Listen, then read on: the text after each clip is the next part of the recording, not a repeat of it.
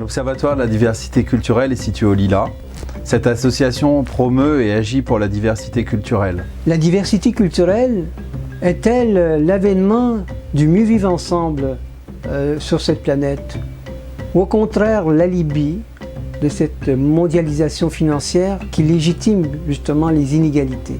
Nous sommes convaincus en ces temps de crispation identitaire qu'il est essentiel de renforcer le dialogue interculturel et du coup les actions culturelles dans l'ensemble des quartiers, en particulier ceux où le lien social est le plus délité. Sert-elle à la liquidation de la civilisation, comme certains le redoutent, ou au contraire favorise-t-elle l'accomplissement de cette société démocratique universelle portée par les penseurs de la Renaissance? Bien des auteurs, et pas des moindres, se sont frottés à cette question. Nous menons bien sûr déjà un ensemble de séries d'actions avec les citoyens et les acteurs culturels, que ce soit des ciné-clubs, des ciné-conférences, des rencontres musicales, mais nous souhaitons désormais aller au-delà. À l'heure où nous célébrons le 10e anniversaire de la Convention de la diversité culturelle de l'UNESCO, il est opportun d'y revenir. Pourquoi? Parce que nous sommes divers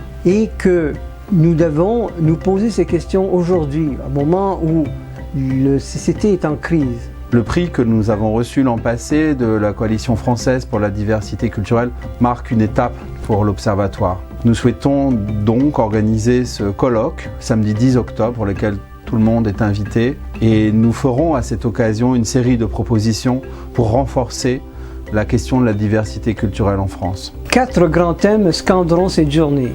Le premier, c'est les politiques publiques et la diversité culturelle. Nous aurons Jean Musitelli, qui est le principal artisan de cette convention internationale, qui nous en expliquera les enjeux. Il y aura également une chercheuse, Réjeanne Sénac, qui a consacré toute une étude sur l'invention de la diversité. La deuxième table ronde est bien dédiée au créateur. Est-il le médiateur de cette diversité culturelle? Comment fait-il son miel, le créateur, de ses apports divers? La troisième est dédiée aux collectivités territoriales. Quelle est leur politique à cet égard?